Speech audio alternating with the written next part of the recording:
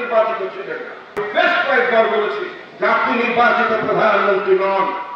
আপনার নিজের আসন গোপালগঞ্জে যদি ভোট গণনা করা হয় তাহলে 10%-এর বেশি ভোটে আপনাদের ভোটের যে বই মানে স্লিপটা থাকে এক পাশে তো কর্তৃপক্ষের কাছে থাকে, মূল বইতে ভোটারকে সই দিতে হয়, ভোটারকে কি বলে আপনার সই দিতে হয়, স্বাক্ষর করতে হয়।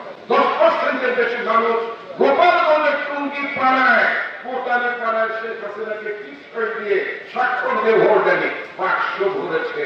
পদ্মা সেতু, মেট্রো রেল এবং এলিভেটেড এক্সপ্রেসওয়ে নির্মাণের গর্বিত অংশীদার বসুন্ধরা সিমেন্ট। উনি বাক্স ভরা প্রধানমন্ত্রী ছিলেন, উনি জনগণের ভোটে নির্বাচিত প্রধানমন্ত্রী ছিলেন না।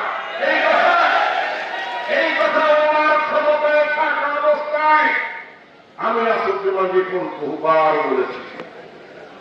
একই কথা, এটা তো মুক্তিযুদ্ধের চেতনা থেকে 90 গণঅভ্যুত্থানের পরে বাংলাদেশের যে গণতান্ত্রিক অভিযাত্রা শুরু হওয়ার পর আওয়ামী লীগের বিরোধিতার কারণে নানাভাবে গণতন্ত্রের মধ্যে সংকট সৃষ্টি করার কারণে আমরা কিন্তু সেই গণতান্ত্রিক অভিযাত্রাকে আমরা সম্পূর্ণ করতে পারছি।